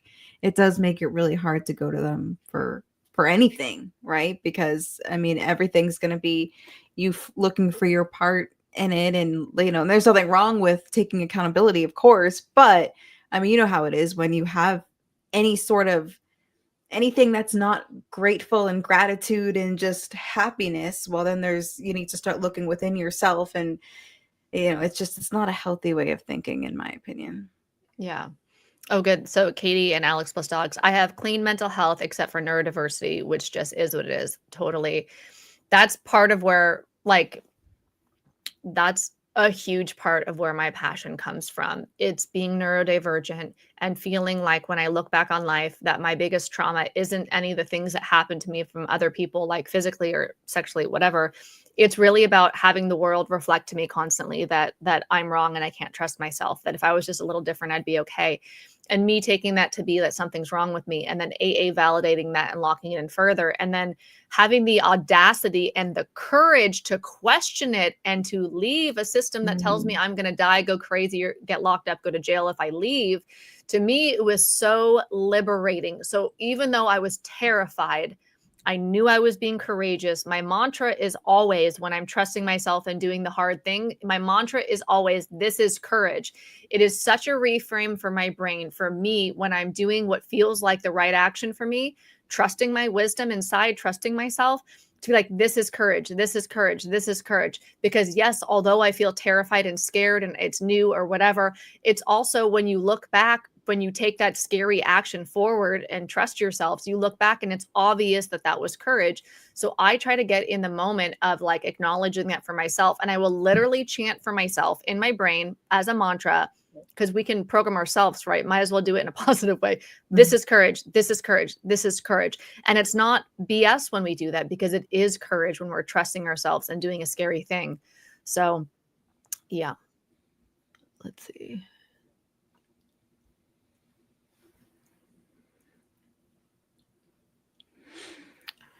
Deprogramming was an essential part of leaving for me. Step one, we admitted that we were not going to die and our lives were being managed by a cult. That's actually a good step one.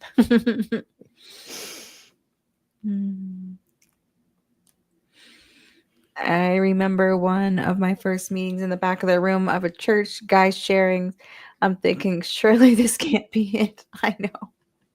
I know. It's like, you go through all this trouble, or like, I remember like going through all this trouble. I'm like, I just want to stop using. I just want to stop using. I just want to stop using. And then you get there and then you're like, oh shit, like this is what my life has to be, is like this. Herd mentality. Yep.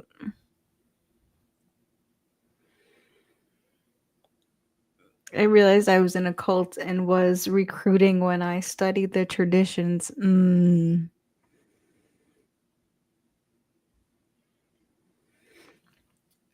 It's lonely. Glad you guys are here doing the deconstruction journey online. It's helpful. Glad to hear it. I mean, it helps me too. Yeah. I've grown so much since I've been dissenting and looking into everything, talking to everybody. One of my favorite things is reading all the comments, and then also reading the DMs and stuff that I get, and just learning from everybody and relating and waking up to more pockets of freedom together, for sure.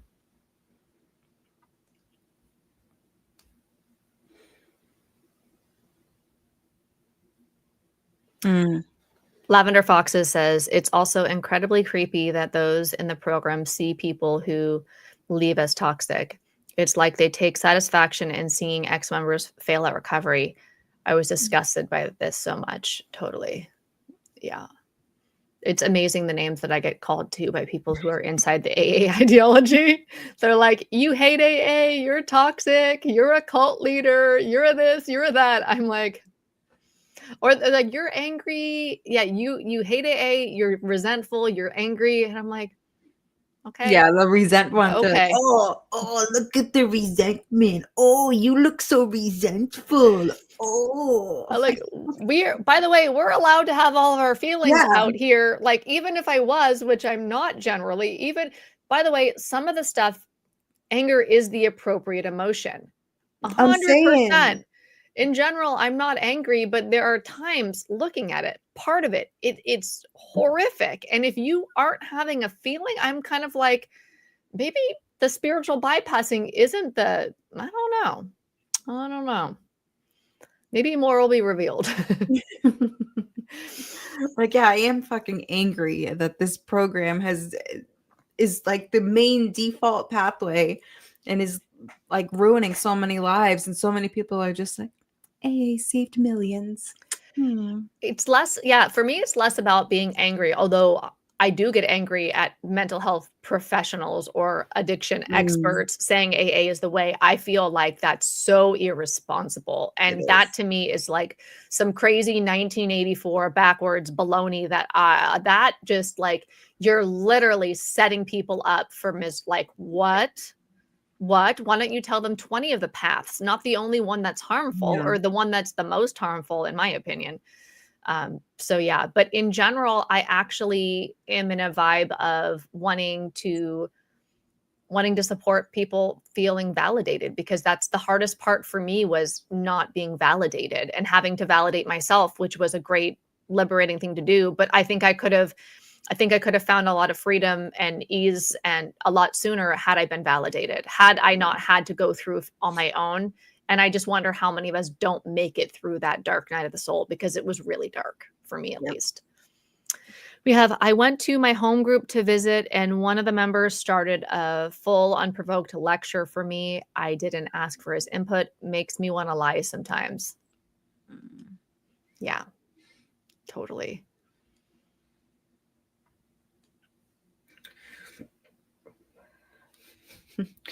AA is like McDonald's. It's the same everywhere.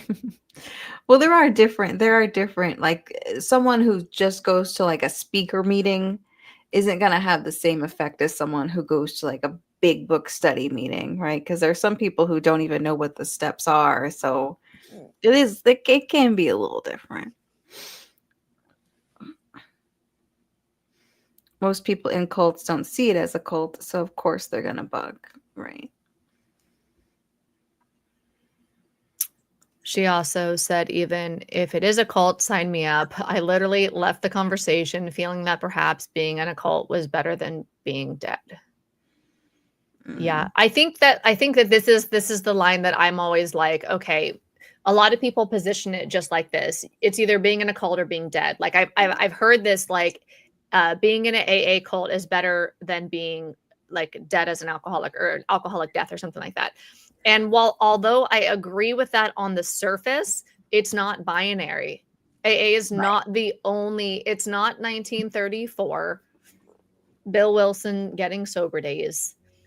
Although he didn't get sober on AA, did he? He actually did psychedelics in the town's hospital. He did the belladonna treatment, which was a hallucinogen. He hallucinated that he was feeling the breeze of God on the mountaintop. And after his white light religious experience, while the Oxford group was coming in terms, Ebby and friends from the Oxford group Cult Religion were coming in and indoctrinating him while he was hallucinating about God, the message of God. Then all of a sudden, Bill, like, got God, and then he went around preaching about it. And he literally, Bill spent the first 2.5 years of his sobriety staying sober by being a member of the Oxford group Cult Religion. AA did not start in 1935 when Bill met Bob. In fact, Bob was in the Oxford group for the first 4 years of his sobriety.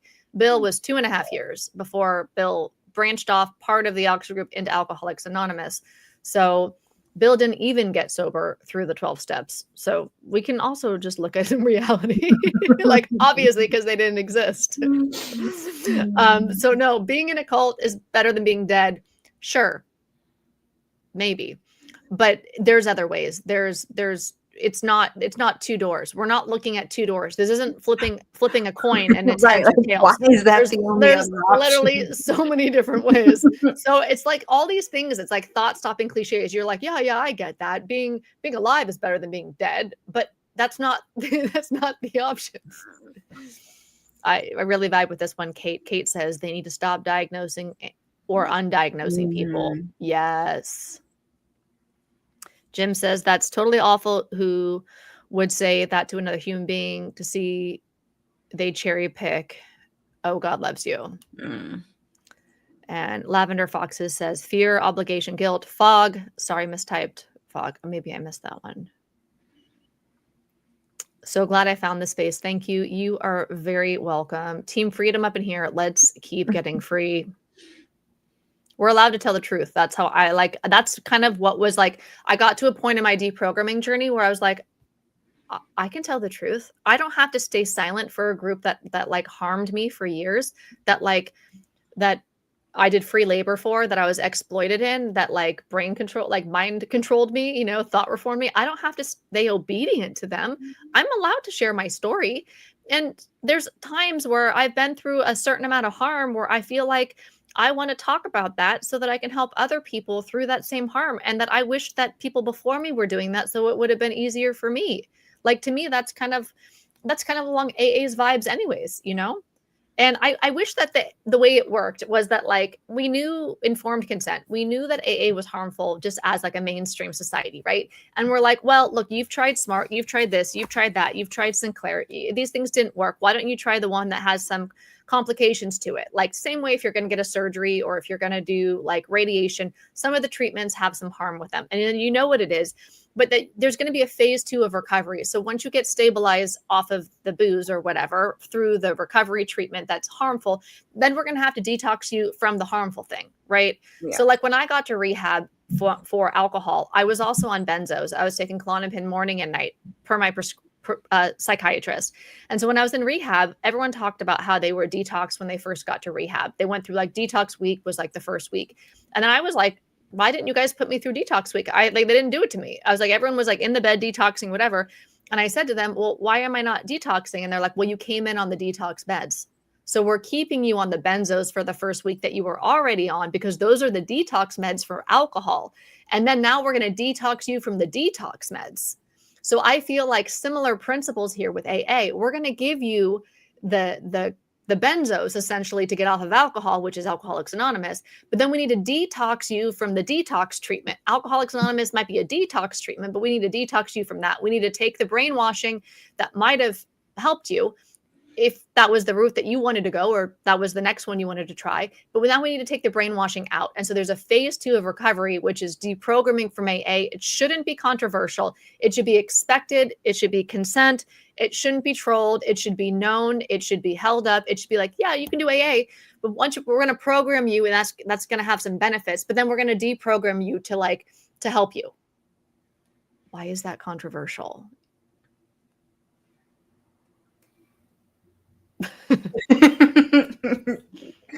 Oh wait, there's so many more here. Yikes. I'll just pull one up. I'll randomly select. Mm-hmm. Oh, the resentments, laughing my ass off. Everything a resentment. Having critical thinking is a resentment. Having feelings is a resentment. Can't be a victim. It's a resentment. Totally absurd. Yeah, you can't have like any feeling but being grateful for Alcoholics Anonymous. That's like the only feeling you're allowed to have. Exactly. You come in broken and super vulnerable. No decent health professional would. There's something in my way. Something therapeutic interventions. Perfect time for AA. Save you and keep you. Yeah, it's fucking awful. There is nothing wrong with being resentful of having been conned into a cult. I agree. Absolutely. Yeah, we got to have all of the feelings. Like to have to pretend that we're not human, like that's something we can deconstruct from. We're allowed to be resentful. We're allowed, like, we can reclaim gratitude, by the way. We can reclaim anger, resentment. I have no problem. I think it's so bananas when these people in AA will comment to me and say, you sound angry, you sound resentful. And I'm like, first of all, that's not an insult to me. Like, I'm not living with a number one offender that I'm not allowed to feel, that I need to inventory, and I need to look at my side of the street, and I need to pray for you. I'm not doing that. I'm not doing, if I'm angry, that's great. That's great. If I'm resentful, that's great. If I'm joyful, that's great. If I'm anything, it doesn't matter. That's what being a human is. Like, am I going to really be resist the rain, resist the wind? It's like the weather is a part of life. The emotions are a part of life. I'm allowed to have all the feelings, and it's not bad or wrong if I do. I only numbing not being able to be with my emotional world is a huge part of what alcohol gave me in the beginning. It made me feel regulated and comfortable in my skin. I was so emotionally dysregulated. I was having PTSD, CPTSD when I first started drinking, and it calmed and numbed everything down. So a huge benefit of alcohol was numbing my feelings. A huge benefit of Alcoholics Anonymous was also, in a way, numbing my feelings. And I did a podcast with somebody yesterday, and she was saying that, like, you see everybody, like, their eyes change, like, a couple months into AA, like, a lot of them, it's common. And to me, that's like the religious conversion experience when all of a sudden you're like, "Bing, I found God. I'm gonna be just grateful all the time, and that's it, and I'm not allowed to feel anything else." And, like, if I do, I have to write all about it and confess. I have to confess. I have to look at my part, make amends. And, sorry, getting a little animated.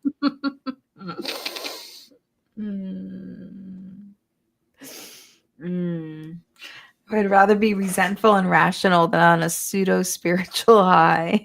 I agree. Not living with the number one offender. It's so true though. Like they literally comment it like they just gave you the worst insult ever. Like, ooh, you're so resentful. And like, even if I am, like you said, like they think it's the worst, like it's the worst thing to say to somebody. But when you live in a world where it's the number one offender, that is insulting. When you say that someone's resentful, like I remember when I was in the program and someone would say like, "Oh, you're sounding a little resentful," but no, I'm not. You know, like it's crazy when you think about it. Like that's an insult. It's wild. Yeah. Anger is a signpost pointing me away from what misaligns with my values. It's a useful tool, and it is so helpful. Like the way that I know what my boundaries are some of the time is because they've been crossed, because I feel anger or frustrated or something. So it helps me understand where my boundaries are. Honestly, I think we should use all the feels. I don't think we have to numb anything out. I literally just deleted and blocked my sponsors. Step 1. Nice. Oh, man. Kate has a case of the luxury of dubious men. Kate, luxurious, dubious men.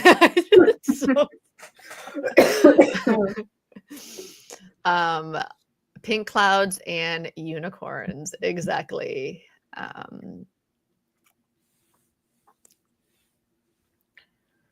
Yeah. Yeah, that comment, Lavender Fox, is about lots of money to be made. Oh, let me click on it. Lots of money to be made in the recovery industry, probably why there's not a focus on recovery from recovery.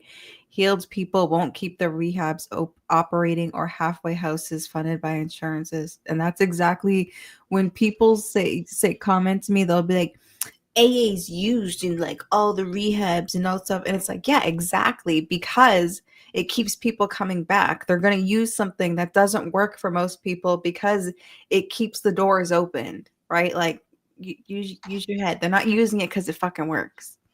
Yeah. And when they say AA is free, I'm like, free labor. It's free labor. It's called labor exploitation, because I was told that if I don't do all the steps, I'm going to die essentially. So I need to do all the steps, including step 12. I need to be carrying this message. I need to be approaching newcomers after meetings. I need to be sponsoring people. I need to be going into hospitals and institutions and jails and all that. I need to be, and now I realize that that's recruitment and that's part of the indoctrination process. So I need to forever recruit for AA for the rest of my life. Otherwise, I'm going to die. That is a death threat, and that is called phobia. That's part of the phobia indoctrination. That if I don't exploit myself through free labor, whether it's sweeping up the meeting, making the coffee, secretarying the meeting or whatever, and whether or not I enjoyed it is second to the fact that it was exploitation. I wasn't doing it by choice. I was doing it because I was coerced that I would die if I didn't do it. Right. So I have no problem with being of service, with volunteering, with making coffee, with putting the chairs away, or any of the things, or sponsoring people, whatever. But and I've even said this before multiple times, like I'm on team billionaire. Let Bill be a billionaire. I wouldn't care if he profited like tremendously from AA. I wouldn't care. Team billionaire, I'm on it.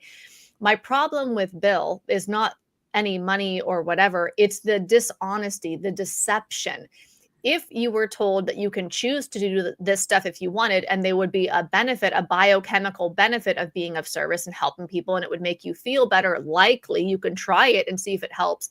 That's one thing. But it's exploitation, because I was told you're going to die if you don't do these things. So it's not even subtle. It's like, it's coercion. I have a problem with the deception and the coercion. That's what's the giving cult part of it to me, is that you don't have agency, you don't have choice. Now, not everybody did all those things. Not everybody believed the responsibility prayer when the hand of AA, when somebody reaches out, the hand of AA is there. But I really did believe that I always had to have 3 sponsees at all times, and that if one of them was going to bail in some way, that I needed to get a third one.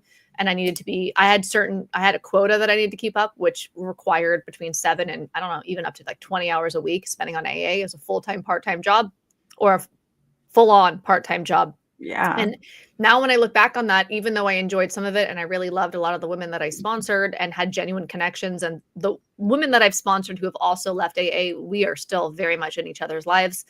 But I was doing it all because I was coerced. I wasn't choosing. And so that is manipulation.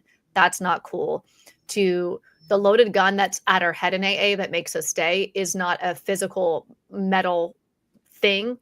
It's the thought reform. It's the ideology telling us if we don't do these things, we're going to die. Now, I know not everybody did all the things, but it wasn't choice.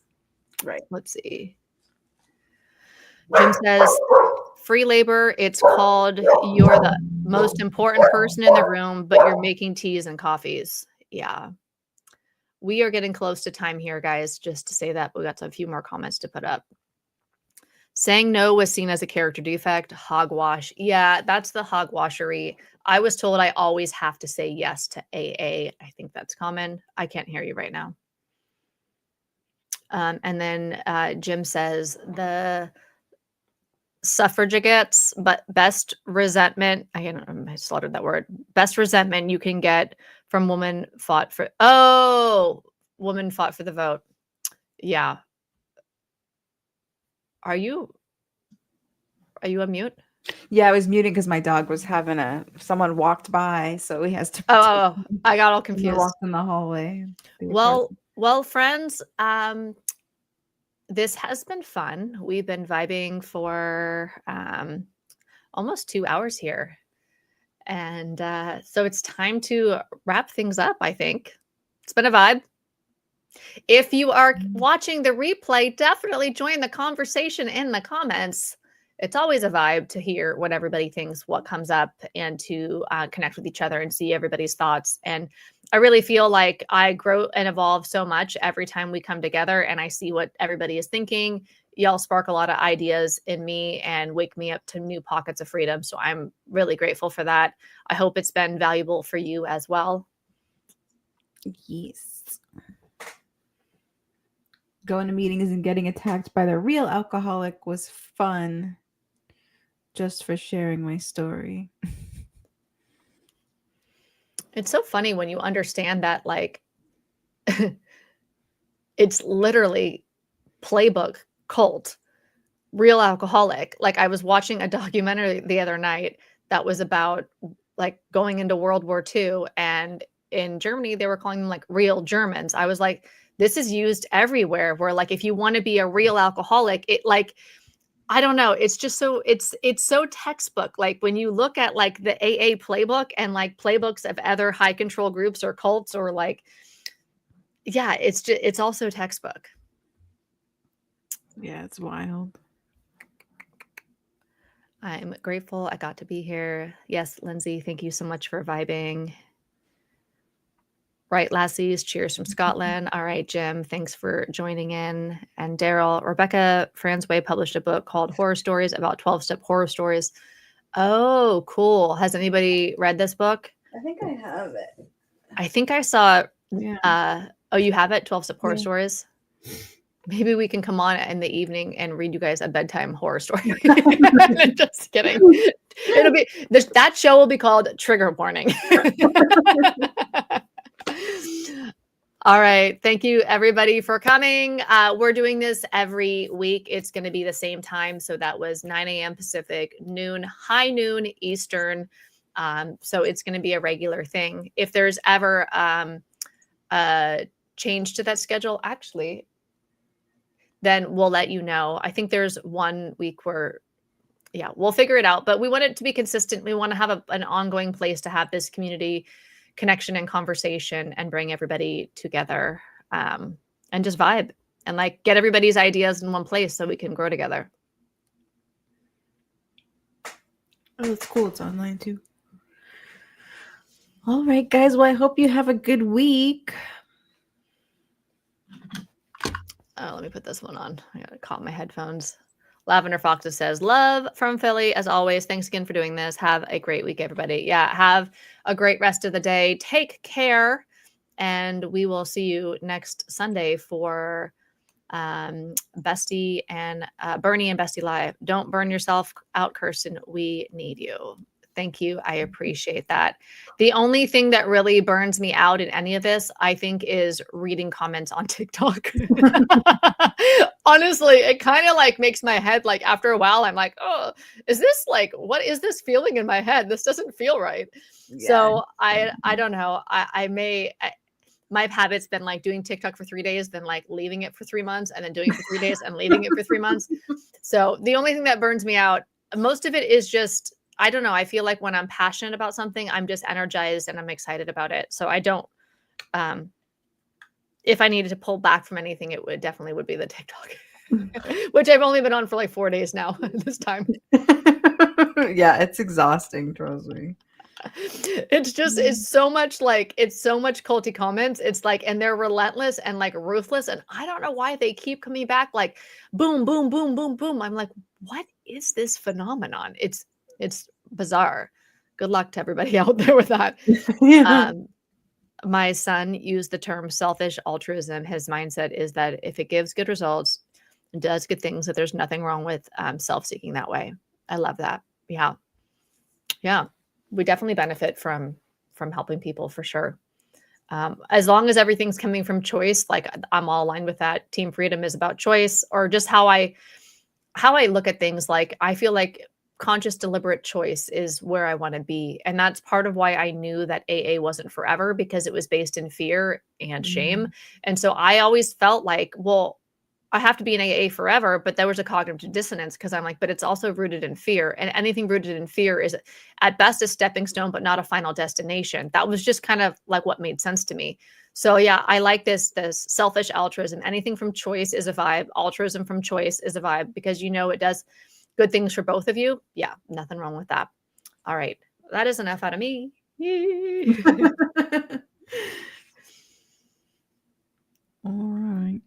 All right, burn the stigma. It's been so nice bestieing and burning with you. Yeah. See everybody next week, or we'll see you later on the channels. I'll be posting before we come back together next week. So take care. Replayers, can't wait to see you in the comments. Yeah. Bye, guys. Bye.